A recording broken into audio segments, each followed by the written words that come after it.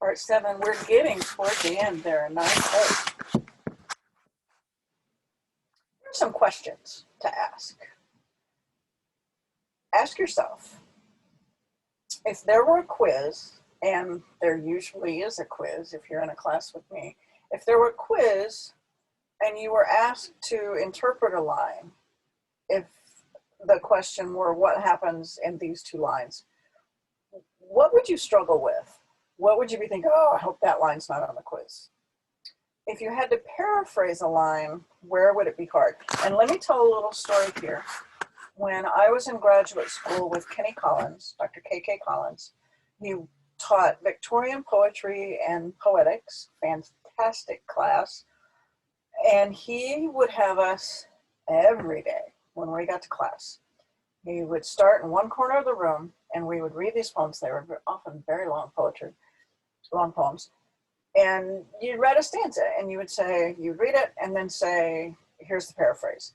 And we groaned every time. We're graduate students. We know what these poems are talking about. We don't have to do this. This is review. We don't need this.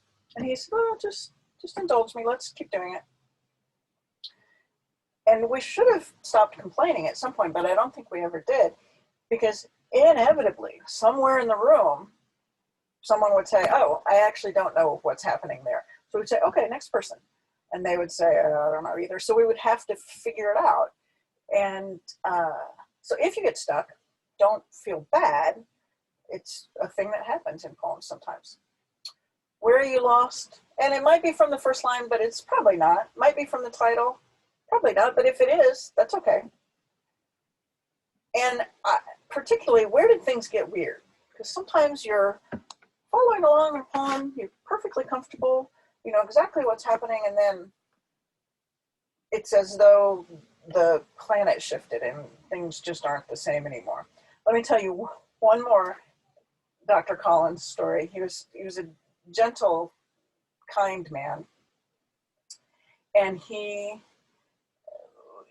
you know, if he asked a question and didn't get a response, he was patient, he was gentle about it. And one day he said, well, I guess we weren't responding maybe. And he said, well, let me tell you, one of my professors in graduate school, if we ever didn't respond to his questions, he would threaten to strip off his clothes, and all he had to do was just loosen his tie, and we would jump right into that conversation. And he looked at us and looked around the room and he said, you would let me strip naked, wouldn't you? I don't think we would have, but I adored him. He was a fantastic teacher. So, as I was writing this lecture last night, I was struggling a little bit. I've been reading this poem a lot of years, so I'm going to say I was tired last night, but also sometimes my brain just doesn't understand what it should. And sometimes, like a gleaner, thou dost keep steady thy laden head across a brook. I think I just, because I was tired, and because I was so interested in that gleaner being drowsy from poppies and lying down to take a nap, I kept thinking this was another image about taking a nap. And across a brook, I kept thinking they were lying down across the brook. I thought, well, they wouldn't do that because then they'd get wet. So I kept getting stuck with this last night. I mean, not for a terribly long time, but I just wasn't. I was like, okay, I'm not going to talk about those lines because I'm not being very articulate about them. So when you have a question like that, when you're stuck like that, how do you answer your question? Well, sometimes it's a dictionary. Look up the word gleaner. Sometimes it's research. I will caution you about doing research just by doing a simple Google search or a DuckDuckGo search, as my husband would say. I would caution you to be careful because sometimes the explanations of poetry, particularly the more famous a poem is, to Autumn, super famous, you might just stumble on a site that looks good, but was actually written by a middle school student and may or may not have anything useful to say, but you can do good research. You can work with your friends, your classmates, teachers often have something helpful to say. But I also think it's important to focus on what do you know? If you come to a section where you're not sure what's going on, remind yourself that you're not utterly lost. You know the name of the poet, you know the title. What other lines are you comfortable with? Do you know what's going on? Do you know other poems by this poet? Who's involved here? Where are you as the listener? Where's the action in the poem?